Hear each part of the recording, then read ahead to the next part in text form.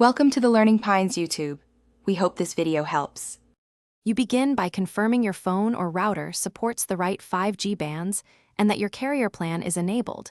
This ensures compatibility and avoids needless troubleshooting.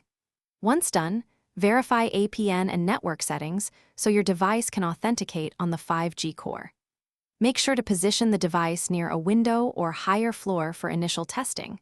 Sub-6 GHz penetrates better, while wave needs line of sight. Start a basic speed test to establish a baseline before optimizing.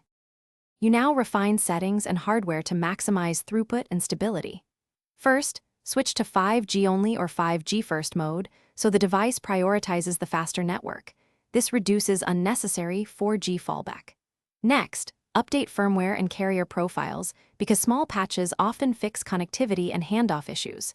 Then test antenna orientation or add an external antenna to improve SNR. Small physical changes can yield big gains. Finally, run repeated speed tests at different spots to identify. You finish by locking in the best stable configuration and preparing to troubleshoot if needed.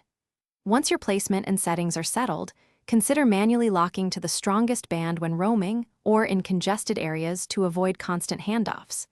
If problems persist, reset network settings or reprovision the SIM to clear profile errors.